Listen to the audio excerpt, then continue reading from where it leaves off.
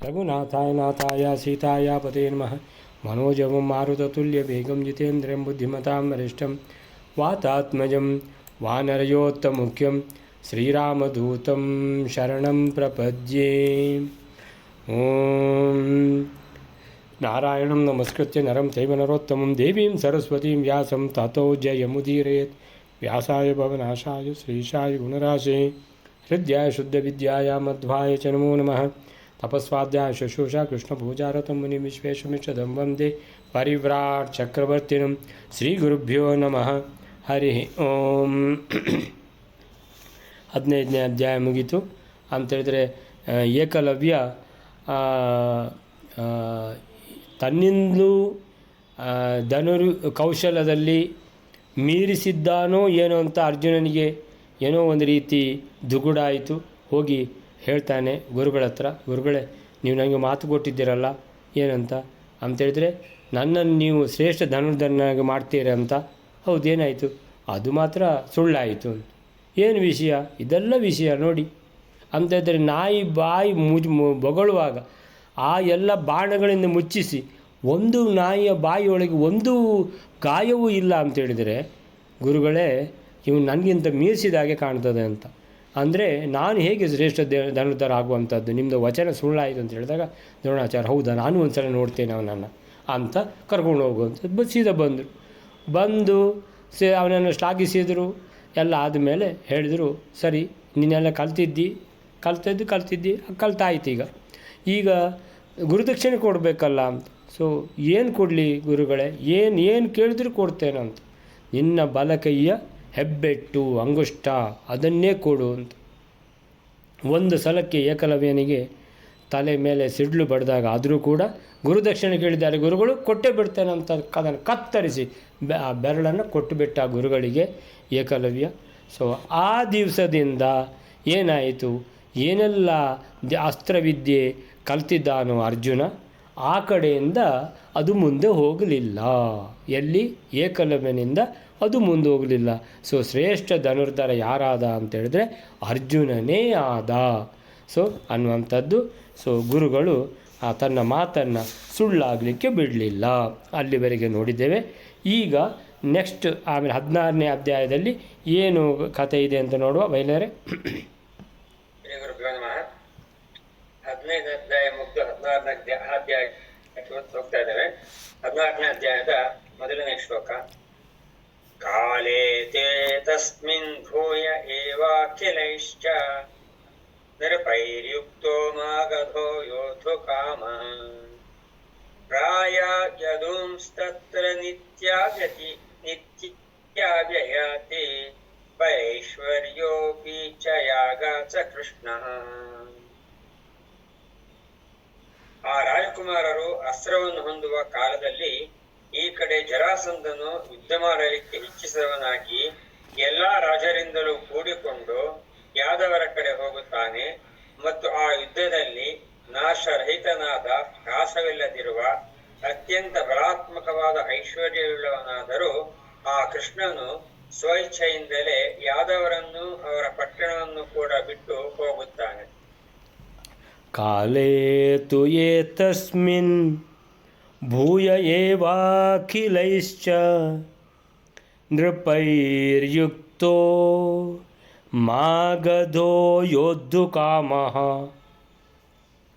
ಪ್ರಾಯಾತ್ ಯದೂನ್ ತತ್ರ ನಿತ್ಯ ಅವ್ಯಯಾತಿ ಬಲೈಶ್ವರ್ಯೋ ಅಪಿ ಇಚ್ಛಯಾ ಗಾತ್ಸ ಕೃಷ್ಣ.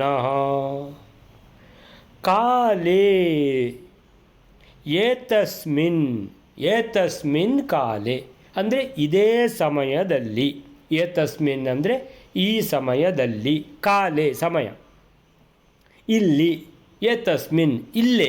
ಸೊ ಯಾವುದಲ್ಲಿ? ಈ ಕಾಲದಲ್ಲೇ, ಇದೇ ಸಮಯದಲ್ಲಿ. ಏತಸ್ಮಿನ್ ಕಾಲೇ ತು ಅಂದರೆ ಒಂದು ಘಟನೆ ಆಯಿತು. ತು ಅಂತೇಳಿದ್ರೆ ಏನು ಒಳ್ಳೆ ಘಟನೆ ಅಂತೇಳ್ಕೊಂಡು ಕಾಣುವುದಿಲ್ಲ ಅಂತೇಳಿದ್ರೆ ಆ ಥರ ಒಂಥರ ಸ್ವಲ್ಪ ಬೇರೆ ರೀತಿಯಿದ್ದು. ಏನಿದು ಅಂತೇಳಿದರೆ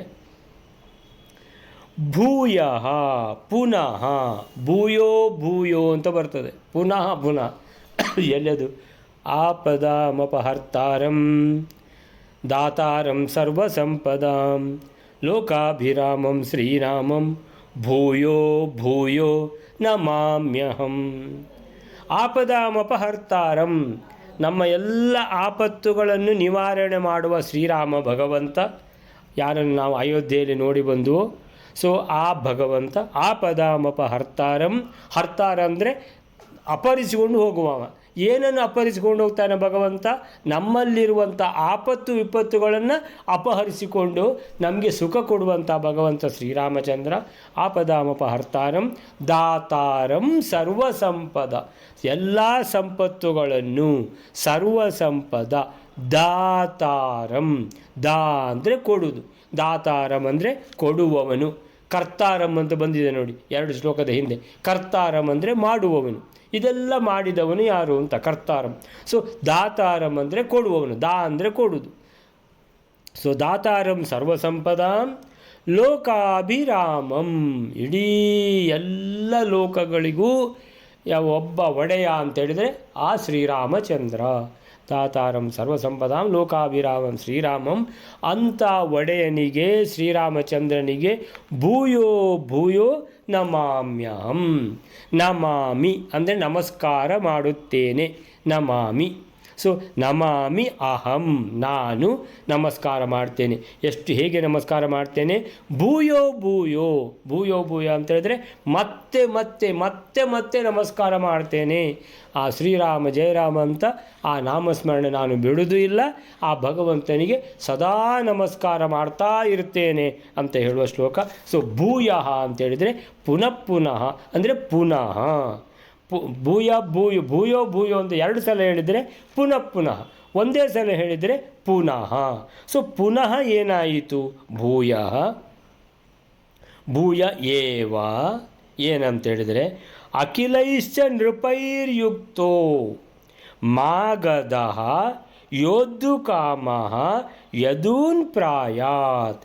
ಮಾಗಧಃ, ಮಗಧ ದೇಶದ ರಾಜ. ಯಾರವ? ಜರಾಸಂಧ, ಮಹಾಮೂರ್ಖ. ಏನಂತ ಹೇಳಿದ್ರೆ ಕೃಷ್ಣನನ್ನು ಹೇಗಾದರೂ ಮಾಡಿ ಸೋಲಿಸಬೇಕು ಅಂತ.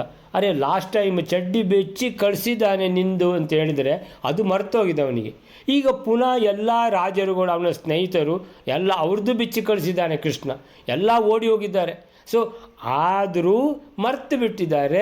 ಈಗ ಪುನಃ ಒಂದಷ್ಟು ಅಕ್ಷೋಹಿಣಿ ಸೈನ್ಯ ಕಟ್ಟಿಕೊಂಡು ಬರಲಿಕ್ಕೆ ಮಾಗಧ ಏನು ಮಾಡಿದ್ದಾನೆ? ಆ ಜರಾಸಂಧ ಯೋದ್ದು ಕಾಮಃ, ಯೋದ್ದು ಅಂತ ಹೇಳಿದರೆ ಯುದ್ಧಕ್ಕೆ ಸಂಬಂಧಪಟ್ಟಿದ್ದು ಯೋದ್ದು. ಸೊ ಯೋದ್ದು ಕಾಮಃ ಅಂತೇಳಿದರೆ ಯುದ್ಧ ಮಾಡಲಿಕ್ಕೆ, ಕಾಮಃ ಅಂದರೆ ಇಚ್ಛಿಸುವವರಾಗಿ. ಏನು ಕಾಮನೆ ಜರಾಸಂಧಂದು? ಪುನಃ ಯುದ್ಧ ಮಾಡಿಬಿಟ್ಟು ಶ್ರೀಕೃಷ್ಣನನ್ನು ಸೋಲಿಸಬೇಕು ಅಂತೇಳಿಬಿಟ್ಟು ಆ ರೀತಿ ಇಚ್ಛೆ ಇಟ್ಟುಕೊಂಡು ಯದೂನ್ ಪ್ರಾಯಾತ್, ಯದುಗಳ ಅಂತೇಳಿದರೆ ಯಾವುದು?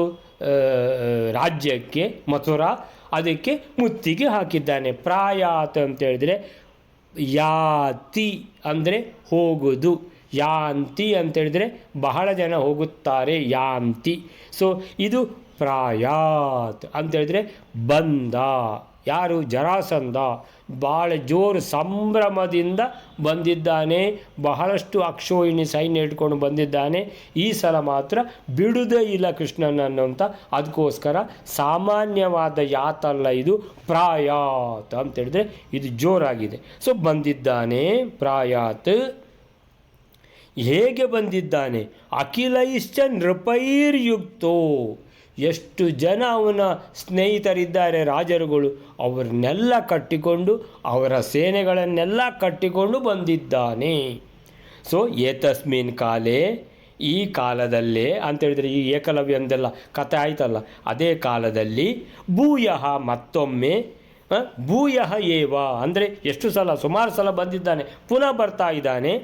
ಅಖಿಲೈಶ್ಚ ನೃಪೈರ್ಯುಕ್ತೋ, ತನ್ನ ಎಲ್ಲ ಸ್ನೇಹಿತ ರಾಜರುಗಳನ್ನು ಕೂಡಿಕೊಂಡು, ಯುಕ್ತ ಅಂದರೆ ಕೂಡಿಕೊಂಡು, ಸಮೇತರಾಗಿ. ಮಾಗಧಃ ಜರಾಸಂಧ, ಮಗಧ ದೇಶದ ರಾಜ. ಯೋದ್ದು ಕಾಮಃ, ಯುದ್ಧ ಮಾಡುವ ಇಚ್ಛೆ ಉಳ್ಳವನಾಗಿ. ಯೋದ್ದು ಯುದ್ಧ, ಯೋದ್ದು ಕಾಮ ಪ್ರಾಯಾತ್ ಎಲ್ಲಿಗೆ ಬಂದ ಅಂದರೆ ಹೋದ ಬಂದ ಅಂತ ಅರ್ಥ. ಯಾವುದು ಪ್ರಾಯಾತ್ ಎಲ್ಲಿಗೆ? ಯದೂನ್ ಅಂದರೆ ಯದೂನ್ ಅಂದರೆ ಯದುಗಳನ್ನು ಯಾದವರನ್ನು ಕುರಿತು ಬಂದ ಅಂತೇಳಿದರೆ ಯಾದವರು ಎಲ್ಲಿದ್ದಾರೆ ಅಲ್ಲಿಗೆ ಬಂದ. ಯಾದವರಿರುವಲ್ಲಿ ಕೃಷ್ಣ ಇದ್ದಾನೆ. ಸೊ ಕೃಷ್ಣನನ್ನು ಸೋಲಿಸಲಿಕ್ಕೆ ಮಥುರೆಗೆ ಮುತ್ತಿಗೆ ಹಾಕಿದ ಅಂತ ತಿಳ್ಕೊಬೋದು. ತತ್ರ ಈ ಎಲ್ಲಿಗೆ ಮುತ್ತಿಗೆ ಹಾಕಿದ್ದಾನೋ ಅಲ್ಲಿ ನಿತ್ಯ ಅಂತೇಳಿದರೆ ಭಗವಂತ ನಿತ್ಯ. ಭಗವಂತನಿಗೆ ಹುಟ್ಟು ಸಾವು ಇಲ್ಲ. ಭಗವಂತ ಶಾಶ್ವತವಾಗಿರುವವನು, ಭಗವಂತ ಯಾವತ್ತೂ ಇರುವವನು. ಆದ್ದರಿಂದ ನಿತ್ಯ, ಭಗವಂತನು ನಿತ್ಯ. ಅವ್ಯಯ, ಭಗವಂತಂದು ಏನು ನಮ್ಮದೆಲ್ಲ ವ್ಯಯ ಆಗ್ತದೆ. ಏನು ವ್ಯಯ ಆಗ್ತದೆ ಅಲ್ಲೋ ಅಂತೇಳಿದರೆ ನಾವೊಂದು 5-6 ವರ್ಷ ಇರುವಾಗ ಅಲ್ಲಿಂದ ಯುವಕರಾಗ್ತೇವೆ. ಯುವಕರಾಗಿ ಏನು ಚಂದ, ಏನು ಸಂಭ್ರಮ, ಏನು ಎನರ್ಜಿ, ಏನು ಆ ಚಟುವಟಿಕೆ. ನಂತರ ಒಂದು 30 ವರ್ಷನ 35 ವರ್ಷನ ಆಯಿತು. ಆಮೇಲಿಂದ ಶುರುವಾಗ್ತದೆ ವ್ಯಯ ಅಂತೇಳಿದರೆ ಸ್ವಲ್ಪನೇ ಕೂದಲು ಬೆಳ್ಳಗಾಗಲಿ ಶುರು ಆಗ್ತದೆ. ಕಣ್ಣಿಗೆ ಕನ್ನಡಕ ಬೇಕಾಗ್ತದೆ. ಮತ್ತು ಸ್ವಲ್ಪ ಮುಂದೆ ಹೋಗಿ ಎಲ್ಲ ಅಂಗಾಂಗಗಳು ಶಿಥಿಲ ಆಗ್ತದೆ. ಗಂಟು ನೋವು, ಕಾಲು ನೋವು, ಈ ನೋವು, ಆ ನೋವು, ಯಾವ ನೋವು ತಪ್ಪಿದ್ದಲ್ಲ. ಅಲ್ಲಿಂದ ಮತ್ತೆ ಮುಂದೆ ಹೋದರೆ ಅಯ್ಯೋ ಇದು ಇಲ್ಲ, ಕಣ್ಣು ಕಾಣುವುದಿಲ್ಲ, ಕಿವಿ ಕೇಳುವುದಿಲ್ಲ, ಹೀಗೆ ಹೋಗ್ತಾ ಇರ್ತದೆ. ಇದಕ್ಕೆ ಹೆಸರು ವ್ಯಯ ಅಂತ. ಸೊ ನಮಗೆಲ್ಲ ಮನುಷ್ಯರಿಗೆ ಅಂತೇಳಿದರೆ ಬಾಕಿ ಎಲ್ಲ ಪ್ರಾಣಿಗಳಿಗೆ ವ್ಯಯ ಉಂಟು, ಭಗವಂತನಿಗೆ ವ್ಯಯ ಇಲ್ಲ. ಭಗವಂತ ಒಂದೇ ಲೆಕ್ಕ ಇರೋದು. ನಮಗೆ ಮಾತ್ರ ಅದು ರಮಾನಂದ ಸಾಗರ್ ಅವರು ತೋರಿಸುವಾಗ ಕೃಷ್ಣ ಸಣ್ಣದಿದ್ದ, ಕೃಷ್ಣ ದೊಡ್ಡದಿದ್ದ, ಕೃಷ್ಣ ದೊಡ್ಡದಾಗಿದ್ದಾನೆ ಅಂತಕೊಂಡು ತೋರಿಸ್ತಾರೆ ಅಂತ ಹೇಳಿದ್ರೆ ನಮ್ಮ ಅಜ್ಞರ ಕಣ್ಣಿಗೆ ಹಾಗೆ ಕಾಣಿಸ್ಕೊಳ್ಬೋದು. ಇಲ್ಲದೆ ನಮ್ಗೆ ಅರ್ಥ ಆಗೋದಿಲ್ಲಲ್ಲ, ಅದಕ್ಕೋಸ್ಕರ ಹಾಗೆ ತೋರಿಸ್ತಾರಷ್ಟೇ ವಿನಃ ಕೃಷ್ಣ ಒಂದೇ ಲೆಕ್ಕ ಇರ್ತಾನೆ. ನಿತ್ಯ, ಅವ್ಯಯ, ಅತಿಬಲ ಅಂತೇಳಿದರೆ ಏನು? ಘಟಿತ. ಯಾವುದನ್ನು ಯಾರಿಗೂ ಮಾಡಲಿಕ್ಕಾಗೋದಿಲ್ವೋ ಅದನ್ನು ಮಾಡುವಂತಹ ಅಚಿಂತ್ಯ ಶಕ್ತಿಯುಳ್ಳಂತಹ ಶ್ರೀಕೃಷ್ಣ ಪರಮಾತ್ಮ ನಿತ್ಯ. ಅವ್ಯಯ, ನಿತ್ಯಾವ್ಯಯ, ಅದು ಸವರ್ಣ ದೀರ್ಘ ಸಂಧಿ. ನಿತ್ಯ ಅವ್ಯಯ. ಆಮೇಲೆ ಅವ್ಯಯ ಅತಿಬಲ, ಅವ್ಯಯಾತಿಬಲ, ಯಾ ಅಂತಾಯಿತು. ಅವ್ಯಯ ಇದ್ದದ್ದು ಅವ್ಯಯ ಅಂತಾಯಿತು, ಸಂಧಿ ಆದ ಕಾರಣ. ಸೊ ಅವ್ಯಯ ಅತಿಬಲ ಅಂದರೆ ಅಚಿಂತ್ಯ ಶಕ್ತಿ ಇರುವಂಥ ಆ ಭಗವಂತ. ಐಶ್ವರ್ಯ, ಅತಿ ಬಲ ಮಾತ್ರ ಅಲ್ಲ, ಅತಿ ಐಶ್ವರ್ಯ ಇರುವಂಥದ್ದು. ಲಕ್ಷ್ಮೀದೇವಿಯೇ ಭಗವಂತನ ಸೇವೆ ಮಾಡ್ತಾ ಇರ್ತಾಳೆ. ಅರೆ ಲಕ್ಷ್ಮೀದೇವಿದು ವೈಭವ ಏನು? ಎಲ್ರಿಗೂ, ಈ ಎಲ್ಲ ಜನರಿಗೂ, ಲೋಕದ ಜನರಿಗೂ ಯಾರು ದೇವರು ಫಸ್ಟಿಗೆ ಬೇಕಂದರೆ ಲಕ್ಷ್ಮೀದೇವಿ ಅಂತಾರೆ. ಯಾಕಂದರೆ ದುಡ್ಡಿರುವುದು ಯಾರ ಹತ್ರ? ಲಕ್ಷ್ಮೀದೇವಿ ಹತ್ರ. ಐಶ್ವರ್ಯ ಇರುವುದು ಯಾರ ಹತ್ರ? ಲಕ್ಷ್ಮೀದೇವಿ ಹತ್ರ. ಸೌಂದರ್ಯ ಇರುವುದು ಯಾರ ಹತ್ರ? ಲಕ್ಷ್ಮೀದೇವಿ ಹತ್ರ. ಸೊ ನಮಗೆ ದುಡ್ಡು, ಆಮೇಲೆ ಒಡವೆಗಳು, ಆಮೇಲೆ ಐಶ್ವರ್ಯ, ಆಮೇಲೆ ಬೇಕಾದಷ್ಟು ಪ್ರಾಪರ್ಟೀಸು ಎಲ್ಲ ಬೇಕಂತ ಹೇಳಿದರೆ ನಾವು ಯಾವ ದೇವರನ್ನು ಮುಖ್ಯವಾಗಿ ಪೂಜಿಸಬೇಕು? ಲಕ್ಷ್ಮೀದೇವಿಯನ್ನು ಅಂತ ಹೇಳ್ಕೊಂಡು ಜನರು ತಿಳ್ಕೊಳ್ಳೋದು. ಸೊ ಆ ಲಕ್ಷ್ಮೀದೇವಿ ಯಾರ ಸೇವೆ ಮಾಡ್ತಾ ಇರ್ತಾಳೆ 24 ಗಂಟೆ ಇಂಟು 7 ಅಂತೇಳಿದರೆ ಒಂದು ನಿಮಿಷವೂ ಬಿಡದೆ ಅವಳು ನಿತ್ಯ ಏನು ತನ್ನ ಪತಿಯ ಸೇವೆ ತಾನೇ ಮಾಡುತ್ತಿಹಳು. ಸಾನುರಾಗದಿಂದ ಅಂದರೆ ಅಷ್ಟು ಅನುರಾಗದಿಂದ. ಅವಳಿಗೆ ಹೇಳಿದ್ದ ಯಾರಿಲ್ಲ. ಸ್ವ ಇಚ್ಛೆಯಿಂದ ಆ ಭಗವಂತನ ಮೇಲಿನ ಅಷ್ಟು ಉತ್ಕಟವಾದ ಪ್ರೀತಿಯಿಂದ 1 ಸೆಕೆಂಡು ಬಿಡದೆ ಆ ಲಕ್ಷ್ಮೀದೇವಿಯೇ ಭಗವಂತನ ಸೇವೆ ಮಾಡ್ತಾ ಇದ್ದಾಳೆ ಅಂತ ಹೇಳುವಾಗ ಐಶ್ವರ್ಯ, ಭಗವಂತನ ಐಶ್ವರ್ಯ ಎಷ್ಟು ಅಂತ ಹೇಳ್ಕೊಂಡು ನೀವು ನೋಡಿ. ಅಂದರೆ ಐಶ್ವರ್ಯ ಭಗವಂತನ ಕಾಲಬುಡದಲ್ಲಿ ಇದೆ, ಅಂದರೆ ಲಕ್ಷ್ಮೀದೇವಿಯೇ ಐಶ್ವರ್ಯ. ಸೊ ಅಂತಹ ನಿತ್ಯ, ಅವ್ಯಯ, ಅತಿಬಲ, ಐಶ್ವರ್ಯ ಅಪಿ ಇಷ್ಟೆಲ್ಲ ಇದ್ದರೂ ಭಗವಂತ ಅಲ್ಲಿಯೂ ಮುತ್ತಿಗೆ ಹಾಕಿದ್ದಾನಲ್ಲ. ಯಾರು? ಮಾಗಧ, ಜರಾಸಂಧ ಒಬ್ಬನೆಯ ಇಲ್ಲ. ಅವನ ಎಲ್ಲ ಸ್ನೇಹಿತರು ರಾಜರುಗಳನ್ನು, ಅವರ ಸೈನ್ಯ, ಇವನ ಸೈನ್ಯ ಎಲ್ಲ ಕಟ್ಟಿಕೊಂಡು ಬಂದಿದ್ದಾನೆ. ಯಾಕೆ ಬಂದಿದ್ದಾನೆ? ಯೋದ್ದು ಕಾಮಃ, ಈ ಸಲ ಕೃಷ್ಣನನ್ನು ಬಿಡುವುದಿಲ್ಲ, ಅವನನ್ನು ಸೋಲಿಸಲೇಬೇಕು ಅಂತ. ಅಖಿಲೈಶ್ಚಂದ್ರಪೈರ್ಯುಕ್ತೋ, ಎಲ್ಲ ರಾಜರುಗಳನ್ನು ಕಟ್ಟಿಕೊಂಡು ಬಂದಿದ್ದಾನೆ. ಸೊ ಪುನಃ ಬಂದಿದ್ದಾನೆ ಅಂದರೆ ಹಿಂದೆ ಎಷ್ಟು ಸಲ ಸೋತು ಹೋಗಿದ್ದಾನೆ ಒಂದು ನೆನಪಿಲ್ಲ, ಈಗ ಪುನಃ ಬಂದಿದ್ದಾನೆ. ಯಾರ ವಿರುದ್ಧ ಬಂದಿದ್ದಾನೆ? ಯಾದವರ ವಿರುದ್ಧ. ಪ್ರಾಯಾತ್ ಯದೂನ್. ಸೊ ಯಾದವರ ವಿರುದ್ಧ ಬಂದಿದ್ದಾನೆ. ಅತ್ರ ಅಂದರೆ ಅಲ್ಲಿ, ತತ್ರ ಅಂದರೆ ಯಾದವ ಆ ದೇಶದಲ್ಲಿ ಯಾರಿದ್ದಾನೆ? ಭಗವಂತ ಶ್ರೀಕೃಷ್ಣನೇ ಇದ್ದಾನೆ. ಎಂಥ ಭಗವಂತ? ನಿತ್ಯನಾದ ಭಗವಂತ, ಅವ್ಯಯನಾದ ಭಗವಂತ, ಅತಿ ಬಲ, ಅತಿ ಐಶ್ವರ್ಯ, ಇಷ್ಟೆಲ್ಲ ಇರುವ ಭಗವಂತ ಕೂಡ ಯಾರು? ಸ ಕೃಷ್ಣ. ಅವನು ಏನು ಮಾಡಿದ? ಅಪಿ, ಇಷ್ಟೆಲ್ಲ ಇದ್ದರೂ ಅಪಿ ಇಚ್ಛಯ ಆಗಾತ್. ಓ ಜರಾಸಂಧ ಬಂದಿದ್ದಾನ, ಅಯ್ಯೋ ಎಷ್ಟು ಅಕ್ಷೋಹಿಣಿ ಹಿಡ್ಕೊಂಡು ಬಂದಿದ್ದಾನೆ, ಓ ಈ ಸಲ ಕೂಡ ಭಾಳಷ್ಟು ಅಕ್ಷೋಹಿಣಿ ಸೈನ್ಯ ಹಿಡ್ಕೊಂಡು ಬಂದಿದ್ದಾನೆ. ಹೌದಾ? ಹಾಗಾದರೆ ನಮ್ಮ ಹತ್ರ ಎಷ್ಟು ಉಂಟು? ನಮ್ಮಕ್ಕಿಂತ 3 ಪಾಲು ಸೈನ್ಯ ಉಂಟು. ಓ ಹಾಗೆಯಾ ಅಂತ ಹೇಳ್ಕೊಂಡು ಕೃಷ್ಣ ಓಡಿ ಹೋದ. ಇಚ್ಛಯ ಆಗಾತ್. ಇಚ್ಛಯ ಅಂದರೆ ಯಾರಾದರೂ ಹೇಳಿದ್ದ? ಇಲ್ಲ, ತನ್ನ ಸ್ವ ಇಚ್ಛೆಯಿಂದ ಆಗಾತ್. ಆಗಾತ್ ಅಂದರೆ ಬಂದ ಅಂತ ಅರ್ಥ.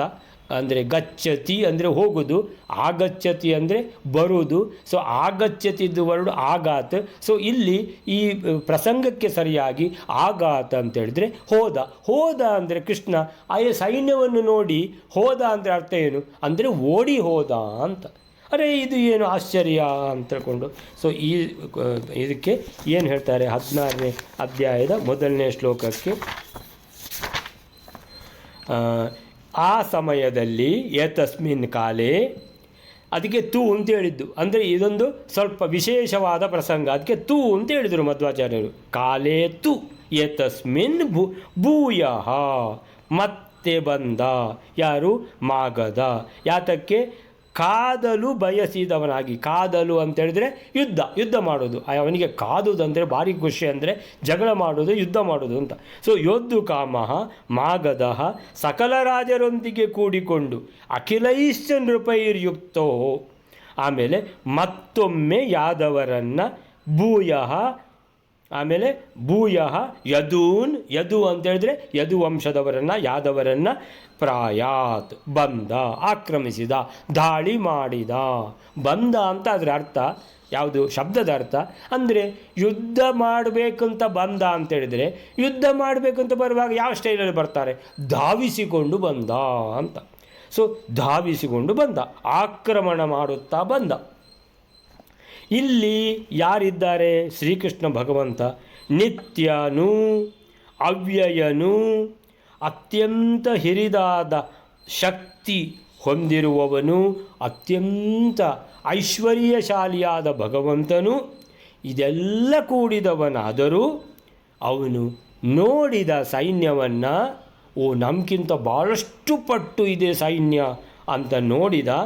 ಅಲ್ಲಿಂದ ದೂರಕ್ಕೆ ತೆರಳಿದ ಅಂತೇಳಿದರೆ ಅಲ್ಲಿಂದ ಪಲಾಯನ ಮಾಡಿದ. ಸೊ ಅದಕ್ಕೆ ಮಧ್ವಾಚಾರ್ಯರು ಏನು ಹೇಳಿದ್ದಾರೆ ಅಂತ ಹೇಳಿದರೆ, ತೂ ಅಂತ ಶಬ್ದ ಹಾಕಿದ್ದಾರೆ. ಅರೆ ಶ್ರೀಕೃಷ್ಣ ಭಗವಂತ ಪಲಾಯನ ಮಾಡಿದ ಅಂತ ಸ್ಟ್ರೈಟ್ ಹೇಳಲಿಕ್ಕಾಗ್ತದ? ಹೌದು ರೀ, ಶ್ರೀಕೃಷ್ಣ ಭಗವಂತ ಪಲಾಯನ ಮಾಡಿದರಿ ಅಂತೇಳಿದರೆ ಅದೊಂದು ಸೌಂಡ್ ಬರ್ತದಲ್ಲ, ಪಲಾಯನ ಮಾಡಿದರಿ ಅಂತೇಳಿ, ಅದಕ್ಕೋಸ್ಕರ ತೂ ಅಂತ ಹಾಕಿದ್ದಾರೆ. ಅಲ್ಲಿಗೆ 1ನೇ ಶ್ಲೋಕ ಮುಗೀತು. 2ನೇ ಶ್ಲೋಕ ಬೈಲಾರೆ. ಸಂದರ್ಶಯನ್ ಬಲಿನಾಂ ಅಲ್ಪಸೇನಾ ಯುಪಸ್ಕರಾಣಾಂ ಬಹುಲೋಪಸ್ಕರೈಶ್ಚ ಪ್ರಾಪ್ತೆ ವಿರೋಧೇ ಬಲಿಭಿರ್ನೀತಿಮಗ್ರ್ಯಾಂ ಯಯೌ ಸರಾಮೋ ದಕ್ಷಿಣಾಶಾಂ ರಮೇಶಃ. 16ನೇ ಅಧ್ಯಾಯ 2ನೇ ಶ್ಲೋಕ. ಇಲ್ಲಿ ಒಂದು ಚಿಕ್ಕದಾದ ಒಂದು ಯುದ್ಧ ನೀತಿಯನ್ನು ಹೇಳ್ತಾ ಇದ್ದಾನೆ ಕೃಷ್ಣ. ಅಲ್ಪಸೇನೆ ಮೊದಲಾಗಿಯುಳ್ಳ ರಾಜರು, ಬಹಳ ಯುದ್ಧ ಸಾಧನಗಳುಳ್ಳ ಬಲಿಷ್ಠರಿಗೆ, ಬಹಳ ಸೇನಾ ಯುದ್ಧ ಸಾಧನಗಳುಳ್ಳ ಬಲಿಷ್ಠರಿಂದ ವಿರೋಧವು ಪ್ರಾಪ್ತವಾಗುವಾಗ ಶ್ರೇಷ್ಠವಾದ ಯುದ್ಧ ನೀತಿಯನ್ನು ತೋರಿಸುತ್ತಾ ಬಲರಾಮನಿಂದ ಕೂಡಿದ ಕೃಷ್ಣನು ದಕ್ಷಿಣ ದಿಕ್ಕನ್ನು ಕುರಿತು ಅಲ್ಲಿಂದ ಹೋಗುತ್ತಾನೆ. ಸಂದರ್ಶಯನ್ ಬಲಿನಾಂ ಅಲ್ಪಸೇನಾದಿ ಉಪಸ್ಕರಾಣಾಂ ಬಹುಲೋಪಸ್ಕರೈಶ್ಚ ಪ್ರಾಪ್ತೆ ವಿರೋಧೇ ಬಲಿಭಿಃ ನೀತಿಂ ಅಗ್ರ್ಯಾಂ ಯಯೌ ಸ ರಾಮೋ ದಕ್ಷಿಣಾಶಾಂ ರಮೇಶಃ. ಅರೆ ಶ್ರೀಕೃಷ್ಣ ಅಂದರೆ ಯಾರು? ರಮೇಶ, ರಮಾಪತಿ. ಎಲ್ಲಿ ಕ್ಷೀರಸಾಗರದಲ್ಲಿ ಯಾವ ಮಹಾಲಕ್ಷ್ಮಿ ಭಗವಂತನ ಸೇವೆ ಮಾಡ್ತಾ ಇದ್ದಾಳೋ ಅದೇ ಭಗವಂತ ಶ್ರೀಕೃಷ್ಣ, ಅದೇ ಭಗವಂತ ಪರಶುರಾಮ, ಅದೇ ಭಗವಂತ ಶ್ರೀಕೃಷ್ಣ, ಅದೇ ಭಗವಂತ ವ್ಯಾಸರು, ವೇದವ್ಯಾಸರು. ಸೊ ಆ ಭಗವಂತಂದೇ ರೂಪಗಳು, ಏನೂ ಮತ್ತು ವ್ಯತ್ಯಾಸ ಇಲ್ಲ. ಒಂದೊಂದು ಏನಂದರೆ ಅವರು ಅವತಾರ ಮಾಡಿದ್ದು ಯಾಕೆ, ಆ ಅದನ್ನು ಕೆಲಸವನ್ನು ಮಾಡಿಕೊಂಡು ಹೋಗ್ತಾ ಇರ್ತಾರೆ. ಇಲ್ಲಿ ಸಂದರ್ಶಯನ್ ಕೃಷ್ಣಾವತಾರ ಶ್ರೀಕೃಷ್ಣ ಪರಮಾತ್ಮ. ದರ್ಶಯನ್ ಅಂದರೆ ತೋರಿಸುವುದು, ದರ್ಶಯತಿ. ಸೊ ದರ್ಶಯತಿ ಅಂದರೆ ತೋರಿಸುವುದು.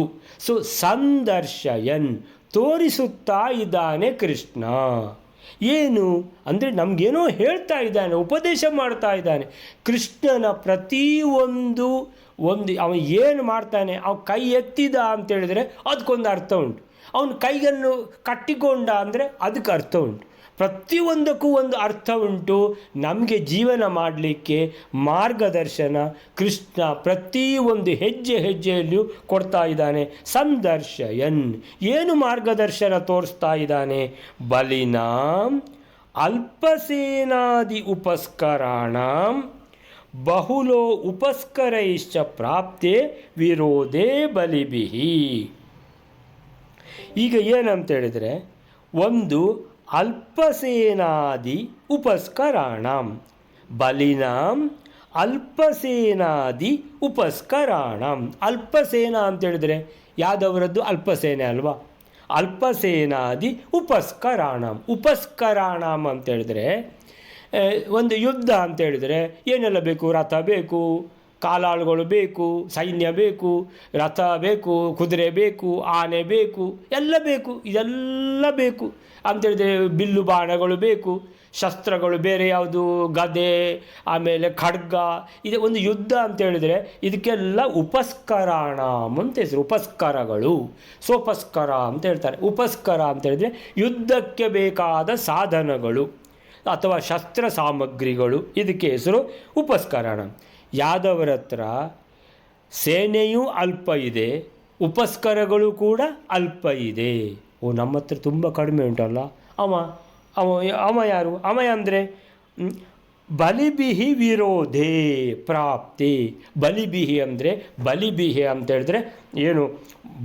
ಬಲವಾನ್ ವೈರಿ, ಬಲಿಷ್ಠ ವೈರಿಯಿಂದ ಬಲಿಭಿಹಿ ವಿರೋಧೇ ಪ್ರಾಪ್ತಿ, ಆಕ್ರಮಣ ಆದಾಗ, ವಿರೋಧ ಪ್ರಾಪ್ತಿಯಾದಾಗ, ಶತ್ರುತ್ವ ಬಂತು. ಯಾರ್ದು? ಅವ ಭಾರಿ ಬಲಿಷ್ಠ, ನಮ್ಮ ಹತ್ರ ಏನಿಲ್ಲ ರೀ, ಅವನ ಎದುರುಗಡೆ ನಮ್ಮ ಹತ್ರ ಕಾದ್ಲಿಕ್ಕೆ ಆಗ್ತದ ಅಂಥೇಳಿ. ಸೊ ಅಲ್ಪಸೇನಾದಿ ಉಪಸ್ಕರಾಣ ಬಲಿಭಿಹಿ ವಿರೋಧೇ ಪ್ರಾಪ್ತಿ. ಅವನ ಹತ್ರ ಏನುಂಟಂತೆ? ಬಲಿನಾಂ ಅಂದರೆ ಅವನ ಹತ್ರ ಬಲಿಷ್ಠ ಸೇನೆ ಉಂಟು. ಬಹುಲ ಉಪಸ್ಕರೈಶ್ಚ ಅಂದರೆ ಬಲಿಷ್ಠ ಸೇನೆ ಮಾತ್ರ ಅಲ್ಲ, ಎಲ್ಲ ಸಾಮಗ್ರಿಗಳು, ಯುದ್ಧ ಸಾಮಗ್ರಿಗಳು ಕೂಡ 3 ಪಟ್ಟು 4 ಪಟ್ಟು ಇದೆ ಈ ಮಾಗಧನ ಹತ್ರ, ಜರಾಸಂಧನ ಹತ್ರ. ಎಷ್ಟು ಯಾದವರ ಹತ್ರ ಇದೆಯೋ 5 ಪಟ್ಟು. ಏನದು? ಸೈನ್ಯವೂ 5 ಪಟ್ಟು.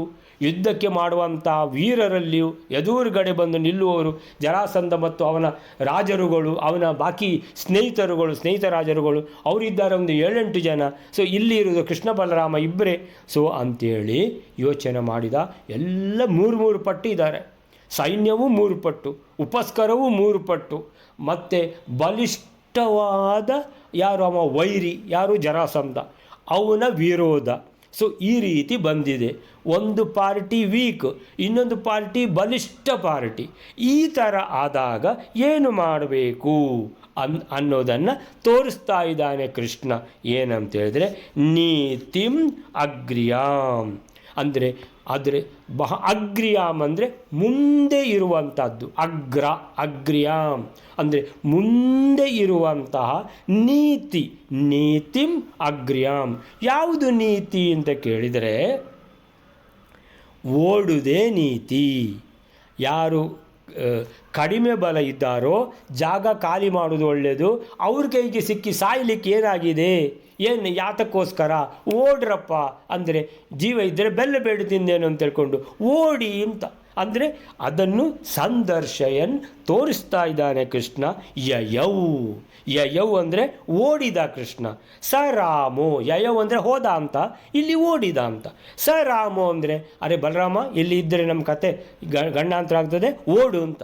ಇಬ್ಬರು ಓಡಿದರು. ಸ ರಾಮೋ ಅಂದರೆ ಬಲರಾಮನ ಜೊತೆಗೆ ಸೇರಿಕೊಂಡು ರಮೇಶ ಅಂದರೆ ನಾವು ಯಾರ ಸುದ್ದಿ ಮಾತಾಡ್ತಾ ಇದ್ದೇವೆ, ನಿತ್ಯ, ಅವ್ಯಯ, ಆಮೇಲೆ ಅತಿ ಬಲ, ಅತಿ ಐಶ್ವರ್ಯ, ಇಷ್ಟೆಲ್ಲ ಇರುವಂತಹ ಕೃಷ್ಣನು ಸ ರಾಮೋ ಬಲರಾಮನ ಜೊತೆಗೆ ರಮೇಶ, ರಮೆಯಿಂದ ಆ ಮಹಾಲಕ್ಷ್ಮಿಯಿಂದಲೇ ಸೇವೆ ಮಾಡಿಸಿಕೊಳ್ಳುವಂತಹ ಈ ಭಗವಂತನು ದಕ್ಷಿಣಾಶಾಂ, ದಕ್ಷಿಣ ಆಶಾಂ ಅಂದರೆ ದಕ್ಷಿಣ ದಿಕ್ಕಿನ ಕಡೆಗೆ ಯಯೌ ಓಡಿದ. ಸೊ ಅದಕ್ಕೆ ಅವ್ರು ಹೇಳಿದ್ದು ಮಧ್ವಾಚಾರ್ಯರು ತು ಅಂತೇಳಿದರೆ ಈಗ ಹೇಳ್ತಾ ಇರುವ ಘಟನೆ ಹಾಗೆ ಒಂದು ಸ್ವಲ್ಪ ಬೇರೆ ಇದೆ ಅಂತ. ಸೊ ಸಂದರ್ಶಯನ್ ಅಂದರೆ ಬಲಿಷ್ಠರಾಗಿದ್ದರು ಅಂತೇಳಿದ್ರೆ ಬಲಿನಾಮ್ ಅಂತ ಹೇಳುವ ವರ್ಡಿಗೆ ಹಾಗೆ ತಗೊಂಡಿದ್ದಾರೆ. ಈ ಸಂದರ್ಶಯನ್ ಬಲಿನಾಮ್, ಕೃಷ್ಣ ಬಲರಾಮರು ಬಲಿಷ್ಠರೇನಿಲ್ವಾ, ಇದ್ದಾರೆ, ಅವರು ಬಲಿಷ್ಠರಾದರೂ ಸೇನೆ ಮೊದಲಾದ ಯುದ್ಧ ಸಾಧನಗಳು ಅಲ್ಪರಾಗಿರುವವರು, ಅಂದರೆ ಸೇನೆಯೂ ಅಲ್ಪ, ಯುದ್ಧ ಸಾಧನಗಳು ಅಲ್ಪ, ಒಬ್ಬರಿಬ್ಬರು ಬಲಿಷ್ಠರಿದ್ದರೂ ಕೂಡ ಬಹಳವಾದ ಯುದ್ಧ ಸಾಮಗ್ರಿ, ಬಹಳವಾದ ದೊಡ್ಡ ಸೇನೆ, ಬಹಳವಾದ ವೀರರಿರುವಂತಹ ಸೇನೆಯ ಏನು ಬಲಿಷ್ಠ ಶತ್ರುಗಳೊಂದಿಗೆ ವಿರೋಧ ಒದಗಿದಾಗ ಪಾಲಿಸಬೇಕಾದ ಶ್ರೇಷ್ಠವಾದ ರಾಜನೀತಿ ಅಗ್ರ್ಯಾಂ ನೀತಿಂ. ಬಲಿಭಿಹಿ ಅಂದರೆ ಬಲಿಷ್ಠರಿಂದ ವಿರೋಧೇ ಪ್ರಾಪ್ತೆ, ವಿರೋಧವು ಪ್ರಾಪ್ತವಾದಾಗ, ಪ್ರಾಪ್ತೆ ವಿರೋಧೇ ಬಲಿಭಿಹಿ ಅದನ್ನು ಹಿಂದೆ ಮುಂದೆ ಮಾಡ್ಕೊಳ್ಬೇಕು. ಬಲಿಭಿಹಿ ವಿರೋಧ ಪ್ರಾಪ್ತೆ, ಬಲಿಷ್ಠವಾದ ಶತ್ರುಗಳಿಂದ ವಿರೋಧ ಪ್ರಾಪ್ತವಾಗಿ ಅವರು ಆಕ್ರಮಣ ಮಾಡಿದಾಗ ಅವರ ಹತ್ರ ಏನಿದೆ, ಅವರ ಹತ್ರ ಬಲಿನಾಂ ಅಂದರೆ ಬಹುಲ ಸೇನಾ, ಬಹುಲ ಉಪಸ್ಕರ, ಸೇನೆಯೂ ದೊಡ್ಡದಿದೆ, ಸಾಧನಗಳು ಕೂಡ ಬಹಳಷ್ಟಿವೆ. ಸೊ ಅವರು ಬಂದು ಏನು ಮಾಡಿದ್ದಾರೆ, ಮುತ್ತಿಗೆ ಹಾಕಿದ್ದಾರೆ. ನಮ್ಮಲ್ಲಿ ನಾನು ಮತ್ತು ನೀನು ಮಾತ್ರ ಮಾರಾಯ, ಮತ್ತೆ ಯಾರೂ ಇಲ್ಲ. ಹಾಗಾದರೆ ಈ ನಮ್ಮ ಸೈನ್ಯವನ್ನೆಲ್ಲ ಇವರು ಕೊಂದು ಬಿಡ್ತಾರೆ ಈಗ, ಮತ್ತಿನ್ನೇನು? ಹಾಗಾದರೆ ಏನು ಮಾಡೋದು? ಓಡಿಬಿಡುವ ಅಂದರೆ ನಮ್ಮ ಮೇಲಲ್ವ ಸಿಟ್ಟಿರೋದು. ಸೊ ನಮ್ಮ ಸೈನ್ಯದ ಮೇಲೆ ಅವರು ಈಗ ನಾವಿಲ್ಲ ಅಂತ ಗೊತ್ತಾದ ಕೂಡಲೇ ಎಲ್ಲಿ ಕೃಷ್ಣ ಎಲ್ಲಿ ಬಲರಾಮ ಅಂತ ಹುಡುಕ್ಲಿಕ್ಕೆ ಶುರು ಮಾಡ್ತಾರೆ. ನಮ್ಮ ಸೈನ್ಯವನ್ನೇನು ಕೊಲ್ಲುವುದಿಲ್ಲ, ಹುಡುಕ್ಲಿ ಎಷ್ಟಾಗ್ತದೋ ಅಷ್ಟು ಹುಡುಕ್ಲಿ ಅಂತ ಹೇಳಿಬಿಟ್ಟು ಏನು ಮಾಡಿದ್ದಾನೆ ರಮೇಶ, ರಮಾಪತಿಯಾದ ಶ್ರೀಕೃಷ್ಣ ಏನು ಮಾಡಿದ್ದಾನೆ, ಅಗ್ರ್ಯಾಂ ನೀತಿಂ ಅಂತೇಳಿದರೆ ಇಂಥ ಸಮಯದಲ್ಲಿ ಯಾವುದೇ ಒಬ್ಬ ರಾಜ ಏನು ಮಾಡಬೇಕು, ಅವನತ್ರ ಕಡಿಮೆ ಸೈನ್ಯ, ಕಡಿಮೆ ಉಪಸ್ಕರಗಳು ಇರುವುದಿದ್ದರೆ, ದೊಡ್ಡ ಬಲಿಷ್ಠನಾದ ರಾಜನೊಬ್ಬ ಆಕ್ರಮಣ ಮಾಡಿದರೆ ಆ ಆಕ್ರಮಣ ಮಾಡಿದವನು ಅವನ ವಿರೋಧ ಇದೆ, ಬಹಳ ಶತ್ರುತ್ವ ಇದೆ, ಅವನು ದೊಡ್ಡ ಸೇನೆ ಹಿಡ್ಕೊಂಡ್ಬಂದಿದ್ದಾನೆ, ಬಹಳಷ್ಟು ಯುದ್ಧ ಸಾಮಗ್ರಿಗಳಿದೆ ಅಂತ ಗೊತ್ತಾದಾಗ ಅಗ್ರ್ಯಾಂ ನೀತಿಂ, ಅತಿ ಶ್ರೇಷ್ಠವಾದ ನೀತಿ ಯಾವುದು ಅಂತ ಕೇಳಿದರೆ ಯಯೌ ಓಡಿ ಅಂತ. ಓಡಿ ನಾನು ಹೇಗೆ ಮಾಡಿದ್ದೇನೋ, ನಾನು ಬಲರಾಮನೊಟ್ಟಿಗೆ ನಾನು ಓಡುದು ನೋಡಿ ನೀವು ಸಹ ಓಡಿ ಅಂತ ಹೇಳ್ತಾ ಇದ್ದಾನೆ ಭಗವಂತ ಇದರಲ್ಲಿ. ಸೊ ಆವಾಗ ಪಾಲಿಸಬೇಕಾದ ಶ್ರೇಷ್ಠವಾದ ರಾಜನೀತಿಯನ್ನು ತಿಳಿಸಿಕೊಡಲೆಂದು ಕೃಷ್ಣನು ಬಲರಾಮ ಸಮೇತನಾಗಿ ದಕ್ಷಿಣ ದಿಕ್ಕಿನತ್ತ, ದಕ್ಷಿಣ ದಿಕ್ಕಂದರೆ ದಕ್ಷಿಣ ಆಶಾಂ, ಆಶಾ ಅಂದರೆ ದಿಕ್ಕು. ಸೊ ತೆರಳಿದ. ಯಯೌ ತಾನು ಎಷ್ಟೇ ಪ್ರಬಲನಾಗಿದ್ದರೂ ಬಲಿನಾಮಪಿ, ತಾನು ಪ್ರಬಲ, ಯಾರು ಕೃಷ್ಣ ಬಲರಾಮರು ಏನು ಕಡಿಮೆ ಇದೆಯಾ? ಸೊ ಸೇನಾದಿ ಸಾಮಗ್ರಿ, ಸೇನವೂ ಅಷ್ಟು ಇಲ್ಲ, ಸಾಮಗ್ರಿಯೂ ಅಷ್ಟು ಇಲ್ಲ. ಆಗ ಪ್ರಬಲ ಶತ್ರು, ಅಪಾರ ಸೇನೆ, ಅಪಾರ ಯುದ್ಧ ಸಾಮಗ್ರಿಯೊಂದಿಗೆ ದಾಳಿ ನಡೆಸಿದಾಗ ನೇರವಾಗಿ ಮೂಲ ಸ್ಥಳದಿಂದಲೇ ಕಾದುವ ಬದಲು ತಾನು ಪಲಾಯನ ಮಾಡಿದಂತೆ ನಟಿಸಿ ಇವರು ಸ್ವಲ್ಪ ಎಲ್ಲ ಹೇಳಿದರು ಮುಂದೆ ಏನಾಗ್ತದೆ ಅದನ್ನೆಲ್ಲ. ಸೊ ಪಲಾಯನ ಮಾಡಿದ ಅಂತ ಅಷ್ಟೇ ಈಗ. ಸೊ ಪಲಾಯನ ಮಾಡೋದು ಯಾಕೆ ಅಂತ ಹೇಳಿದರೆ, ಆಮೇಲೆ ಹೇಳ್ತಾರೆ ಇವರು, ಬಹುದೂರಕ್ಕೆ ತೆರಳಿ ಅಂದರೆ ದೂರ ಹೋಗಿಬಿಡ್ಬೇಕು, ಓಡಿ ಓಡಿ ಓಡಿ ಓಡಿ ಓಡಿ ಅಂತ. ಅಲ್ಲಿ ಯಾರು ಬಂದಿದ್ದಾರೆ, ಓಡ್ಕೊಂಡು ಯಾರು ಬರಲಿಕ್ಕಾಗ್ತದೆ, ಅವರು ಮಾತ್ರ ಬರ್ತಾರೆ. ಇಡೀ ಸೇನೆ ಬರಲಿಕ್ಕಾಗ್ತದಾ? ಇಲ್ಲ, ಅದು ಇಲ್ಲೇ ನಿಂತಿದೆ. ಸೊ ಅಲ್ಲಿ ಯುದ್ಧ ಮಾಡುವ ಅಂತ. ಸೊ ತನ್ನ ಕೇಂದ್ರ ಸ್ಥಾನವನ್ನು ಸುರಕ್ಷಿತವಾಗಿರುವಂತೆ ನೋಡಿಕೊಳ್ಳುವುದು ಅಂದರೆ ಯದುಗಳು ಎಲ್ಲ ರಕ್ಷಿತರಾಗಿದ್ದಾರೆ, ಇಲ್ಲಿ ಯಾವ ಯುದ್ಧವೂ ನಡೀತಾ ಇಲ್ಲ, ಯುದ್ಧ ಇನ್ನೆಲ್ಲೋ ನಡೀತದೆ ಅಂತ. ಯಾಕೆ ಎಲ್ಲಿವರೆಗೆ ಓಡಿದ್ದಾರೆ ಅಂತ ಯಾರಿಗೆ ಗೊತ್ತು? ಸೊ ಅಲ್ಲಿಗೆ ಇವರು ಬೆನ್ನಟ್ಟಿಕೊಂಡು ಓಡಬೇಕು. ಸೊ ಆವಾಗ ಅವರು ಮಾತ್ರ ಓಡಿದವರು ಮತ್ತು ಓಡಿಸಿಕೊಂಡು ಹೋದವರು ಅವರ ಮಧ್ಯದಲ್ಲಿ ಯುದ್ಧ ಆಗ್ತದೆ. ಇಲ್ಲಿ ಎಷ್ಟೊಂದು ಅಕ್ಷೋಹಿಣಿ ಸೈನ್ಯ ಇಲ್ಲೇ ಇರ್ತದೆ ಅಂತ ಹೇಳ್ಕೊಂಡ್ಬಿಟ್ಟು ಏನು ಮಾಡಿದ್ದಾರೆ, ಸೊ ಬೆನ್ನಟ್ಟಿ ಬರುವ ಶತ್ರುವನ್ನು ಪರಾಭವಗೊಳಿಸಿ ಓಡಿಸುವುದು ಅನುಸರಿಸಬೇಕಾದ ಆಪತ್ಕಾಲದ ರಾಜನೀತಿ ಅಂತ. ಹೀಗೆ ಕೃಷ್ಣ ಈ ರೀತಿ ಪಲಾಯನ ಮಾಡುವ ಮೂಲಕ ರಾಜವೃಂದಕ್ಕೆ ಈ ನೀತಿಯನ್ನು ತೋರಿಸಿಕೊಟ್ಟ. ಇದರಲ್ಲಿ ಒಂದು ರಾಜನೀತಿ, ಇನ್ನೊಂದು ಏನಂತ ಹೇಳ್ತಾರೆ, ಕೃಷ್ಣ ಈ ಸಲ ಓಡಿದ್ದಾನೆ, ಈ ಸಲ ಹೆದರಿದ್ದಾನೆ ಕೃಷ್ಣ ಅಂತ ಇವರೆಲ್ಲ ತಿಳ್ಕೊಬೇಕಲ್ವ. ಅದಕ್ಕೇನು ಹೆಸರು? ಅಸುರ ಮೋಹನ ಅಂತ. ಅಸುರ ಮೋಹನ ಅಂತ ಹೇಳಿದರೆ ಇವನು ಕೃಷ್ಣಂದೆಲ್ಲ ಬಲ ಎಲ್ಲ ಹೊರಟೋಯಿತು ಅಂತ, ಕೃಷ್ಣ ಓಡ್ತಾ ಇದ್ದಾನೆ ಅಂತ ತಿಳ್ಕೊಳ್ಳಿ ಅಂತ. ಸೊ ಈ ರೀತಿ, ಸೊ ಬೇರೆ ಬೇರೆ ರೀತಿಯಲ್ಲಿ ಇದನ್ನು ಕೃಷ್ಣ ಏನು ಮಾಡಿದ್ದಾನೆ, ಲೆಕ್ಕಾಚಾರ ಹಾಕಿದ್ದಾನೆ. ಸೊ ಜರಾಸಂಧನ ಸೇನೆ 23 ಅಕ್ಷೋಹಿಣಿಯಷ್ಟು ಅಪಾರವಾಗಿದ್ದದ್ದು. ಅವನ ಜೊತೆಗೆ ಶಿಶುಪಾಲ ಮುಂತಾದ ಬಹಳ ಶ್ರೇಷ್ಠರಾದ ಎಲ್ಲ ಧನುರ್ಧರರು, ಯೋಧು ಕಾಮ ಅವರೆಲ್ಲ ಇದ್ದರು. ಸೊ ಹಾಗೆ ಕೃಷ್ಣನಿಗೆ ಇದು ಯಾವುದು ಲೆಕ್ಕಕ್ಕಿಲ್ಲ. ಯಾಕಂದರೆ ಅವನು ನಿತ್ಯ, ಅವನು ಅವ್ಯಯನು, ಅವನು ಅತ್ಯಂತ ಬಲಿಷ್ಠ, ಅತ್ಯಂತ ಬಲ ಅಂದರೆ ಅಚಿಂತ್ಯ ಶಕ್ತಿ ಇರುವವನು. ಇವರು ಯಾರೂ ಅವನಿಗೆ ಲೆಕ್ಕ ಇಲ್ಲ. ಆದರೂ ಕೂಡ ಇದು ಏನಂತ ಹೇಳಿದರೆ, ಇದು ಅಸುರ ಮೋಹನ ಒಂದು. ಎರಡನೇದು, ಈಗ ಬಾಕಿ ಯಾರಾದರೂ ರಾಜರು ಈ ಸ್ಥಿತಿಯಲ್ಲಿದ್ದರೆ, ಶತ್ರು ಬಹಳ ಬಲಿಷ್ಠ ಅಂತಾದರೆ ಒಂದು ಸಲಕ್ಕೆ ತಪ್ಪಿಸಿಕೊಳ್ಳುವುದು ಒಳ್ಳೆಯದು ಅಂತ ಒಂದು ಇದರಲ್ಲಿ ಸಂದೇಶವನ್ನು ಕೊಡ್ತಾ ಇದ್ದಾನೆ. ಹಾಗೆ 3ನೇ ಶ್ಲೋಕ ಒಂದು ಬೇಗ ಮಾಡಿಬಿಡುವ ಇವರೇ ವೈಲಾರೆ. ಸೋನಂತವೀರ್ಯ ಪರಮೋ ಭಯೋಪಿ ನೀತ್ಯೈ ಗಚ್ಚಂಜಾಮದಗ್ನ್ಯಂ ದದರ್ಶ ಕ್ರೀಡಾರ್ಥಮೇಕೋಪಿ ತತೋತಿ ದುರ್ಗಂ ಶುತ್ವಾ ಗೋಮಂತಂ ತತ್ರ ಯಯೌ ಸಹಾಗ್ರಜಃ. 3ನೇ ಶ್ಲೋಕ. ಅಪರಿಮಿತವಾದ ಪರಾಕ್ರಮವುಳ್ಳ ಸರ್ವೋತ್ತಮನಾದ ಶ್ರೀಕೃಷ್ಣನು ಭಯರಹಿತನಾದರೂ ಲೋಕಕ್ಕೆ ನೀತಿಯನ್ನು ತೋರಿಸುವುದಕ್ಕಾಗಿ ಪಲಾಯನ ಮಾಡುತ್ತಾ ಪರಶುರಾಮನ ಕಡೆಗೆ ಹೋಗುತ್ತಾನೆ. ಅವರಿಬ್ಬರೂ ಒಬ್ಬರೇ ಆದರೂ ಲೋಕಾನುಕರಣಕ್ಕಾಗಿಯೇ ಪರಶುರಾಮನಿಂದ ಶತ್ರುಗಳಿಗೆ ಅತಿಶಯವಾಗಿ ಹೋಗಲು ಅಶಕ್ಯವಾದ ಗೋಮಂತಕ್ಕೆ ಪರ್ವತವನ್ನು ಕೇಳಿ ಆ ಗೋಮಂತ ಪರ್ವತಕ್ಕೆ ಅಣ್ಣನಿಂದ ಕೂಡಿದನಾಗಿ ಹೋಗುತ್ತಾನೆ. ಸೋನಂತ ವೀರ್ಯ ಪರಮೋ ಭಯೋಪಿ ನೀತ್ಯೈ ಗಚ್ಚನ್ ಜಾಮದಗ್ನ್ಯಂ ದದರ್ಶ ಕ್ರೀಡಾರ್ಥಂ ಏಕೋಪಿ ತತೋತಿ ದುರ್ಗಂ ಶುತ್ವಾ ಗೋಮಂತಂ ತತ್ರ ಯಯೌ ಸಹಾಗ್ರಜಃ. ಸೋ ಅಂದರೆ ಸಹ ಅಂದರೆ ಈ ಭಗವಂತ ಶ್ರೀಕೃಷ್ಣ. ಅನಂತ ವೀರ್ಯ, ಏನು ಶಕ್ತಿ ಭಗವಂತನದ್ದು, ಅಚಿಂತ್ಯ ಶಕ್ತಿಯುಳ್ಳಂಥ ಭಗವಂತ. ಯಾವ ಕೆಲಸವೂ ಆಗುವುದಿಲ್ಲ ಅನ್ನೋಂಥ ಪ್ರಶ್ನೆಯೇ ಇಲ್ಲ ಅಂಥ ಭಗವಂತ. ಪರಮ ಅಂತ ಹೇಳಿದರೆ ಭಗವಂತನ ಸಮ ಕೂಡ ಯಾರೂ ಇಲ್ಲ. ಭಗವಂತನನ್ನು ಮೀರಿಸುವವರು ಇನ್ಯಾರಿದ್ದಾರೆ ಈ 14 ಲೋಕದಲ್ಲಿ ಕೂಡ ಇಲ್ಲ. ಅಂಥ ಪರಮನಾದ ಭಗವಂತ. ಅಭಯೋಪಿ, ಯಾವುದಾದ್ರೂ ಭಯ ಇದೆಯಾ ಭಗವಂತನಿಗೆ? ಯಾವ ಭಯವೂ ಇಲ್ಲ. ಎಲ್ಲರೂ ಅವನ ಅಧೀನ, ಅವನು ಹೇಳಿದಾಗೆ ಕೇಳಿದಾಗೆ ಇರುವವರು. ಆದ್ದರಿಂದ ನೋಡಲಿಕ್ಕೆ ನಮಗೆ ಏನು ದೊಡ್ಡ ವೈರಿಯಾಗಿ ಬಂದರು ಜರಾಸಂಧ ಅಂದರೆ ದೇವರು ಭಗವಂತ ಹೇಳಿದಾಗೇ ಕೇಳಬೇಕವ. ಸೊ ಅಂತಹ ಅಭಯೋಪಿ, ಯಾವುದೇ ಭಯ ಇಲ್ಲದ ಭಗವಂತನು.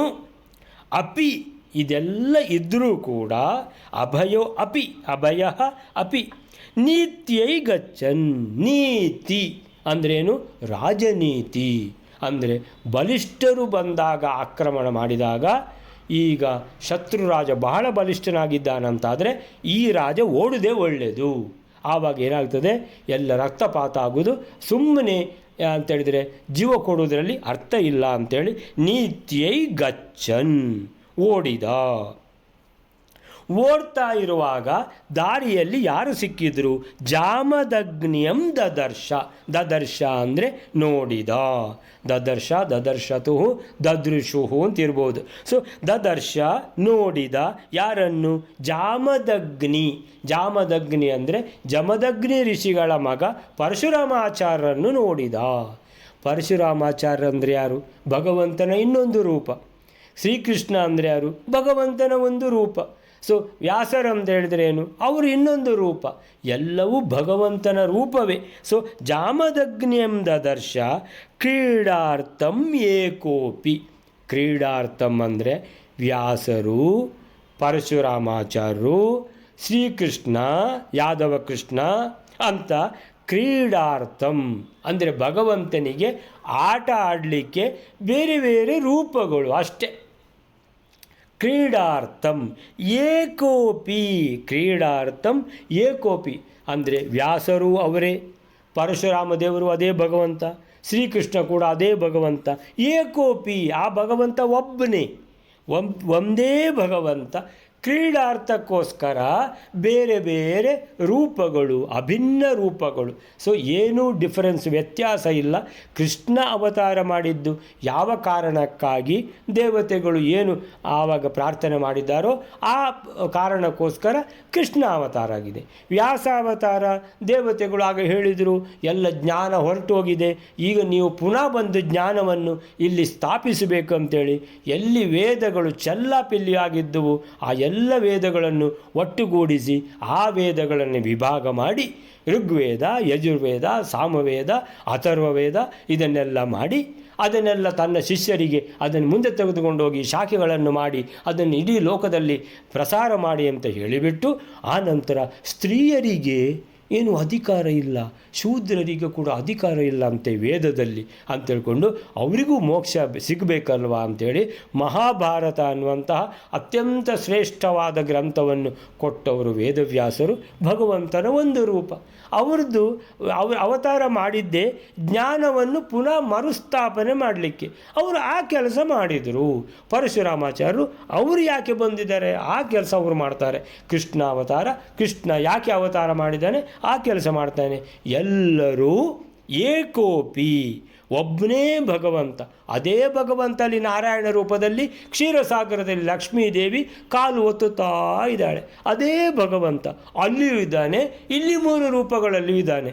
ಅಲ್ಲಿರುವ ಭಗವಂತ ಇಲ್ಲಿ ಹೇಗಿರುವುದು ಅಂತ ಹೇಳಿದರೆ ಅದಕ್ಕೆ ಹೆಸರು ಅಚಿಂತ್ಯ ಶಕ್ತಿ, ಅಘಟಿತ ಘಟಿತ, ಇನ್ಯಾರಿಗೂ ಆಗದೇ ಇರುವಂಥದ್ದನ್ನು ಈ ಭಗವಂತ ಮಾಡಿ ತೋರಿಸುವಂಥದ್ದು. ಸೊ ಕ್ರೀಡಾರ್ಥಂ ಆಟ ಆಡಲಿಕ್ಕೋಸ್ಕರ.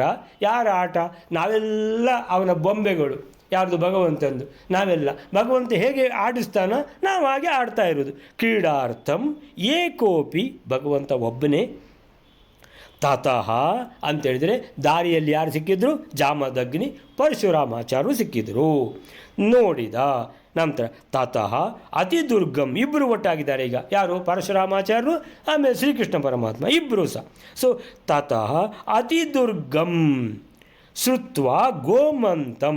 ಹೋಗಿ ಎಲ್ಲಿಗೆ ಹೋಗಿದ್ದಾರೆ? ಒಂದು ಬಹಳವಾದ ಅತಿ ದುರ್ಗಂ ಅಂತೇಳಿದರೆ ಗಾ ಅಂತೇಳಿದರೆ ಹೋಗೋದು, ದುರ್ಗ ಅಂತೇಳಿದರೆ ಎಲ್ಲಿಗೆ ಹೋಗಲಿಕ್ಕೆ ಆಗೋದಿಲ್ವೋ ಅಂಥ ಭದ್ರ ಕೋಟೆ ಇರುವಂಥದ್ದು. ಎಲ್ಲಿಗೆ ಅಂತೇಳಿದರೆ ಅಲ್ಲಿಗೆ ಮುಟ್ಲಿಕ್ಕೆ ಸಾಧ್ಯ ಇಲ್ಲ ಬಾಕಿದ್ದವರು. ಅಂತಹ ಒಂದು ಪ್ರದೇಶಕ್ಕೆ ಹೆಸರು ದುರ್ಗ ಅಂತ.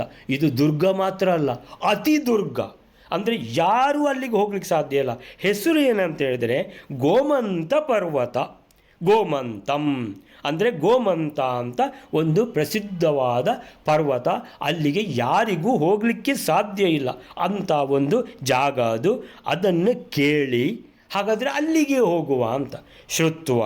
ಸೊ ತತ್ರ ಯಯೌ ಅಲ್ಲಿಗೆ ಹೋದರು.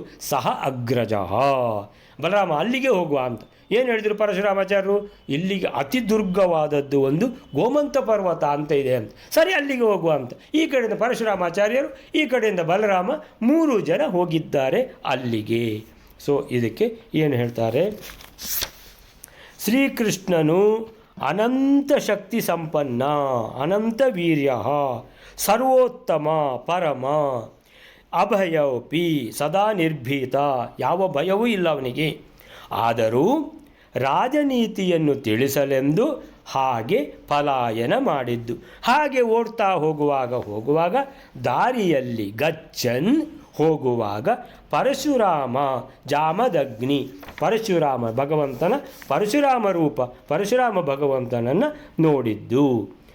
ತಾವಿಬ್ಬರೂ ಒಂದೇ, ಕೃಷ್ಣ ಪರಮಾತ್ಮನೂ ಪರಶುರಾಮ ಪರಮಾತ್ಮನೂ ಒಂದೇ ಪರಮಾತ್ಮನ ಎರಡು ರೂಪಗಳು ಒಂದೇ. ಆದರೂ ಆಟಕ್ಕೋಸ್ಕರ, ಕ್ರೀಡೆಗಾಗಿ ಬೇರೆ ಬೇರೆ ಅಂತ ನಟನೆ ಮಾಡಿಕೊಂಡು, ಆಮೇಲಿಂದ ಅವ್ರು ಹೇಳೋದು ಪರಶುರಾಮಾಚಾರ್ಯರು ಯಾರಿಗೆ, ಅರೇ ಶ್ರೀಕೃಷ್ಣ ಏನಾಗಬೇಕು ನಿನಗೆ ಅಂತ, ಯಾರು ಭಾರತ ಜಾಗಕ್ಕೆ ಈಗ ಓಡಿ ಹೋಗಬೇಕು ಅಂತ. ಹೌದಾ, ಗೋಮಂತ ಪರ್ವತ ಅಂತ ಇದೆ, ಅತಿ ದುರ್ಗ, ಹೋಗುವ ಅಂತ ಹೇಳ್ಕೊಂಡು ನಾನು ಬರ್ತೇನೆ.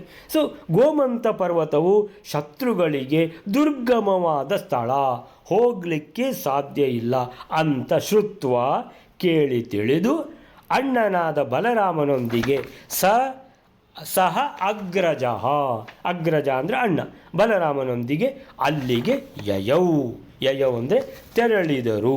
ಅಷ್ಟೊತ್ತಿಗೆ ಇಲ್ಲಿ ನಿಲ್ಲಿಸ್ಕೊಳ್ಳೋಣ. ಶ್ರೀಕೃಷ್ಣ ಅರ್ಪಣ ಮಸ್ತು.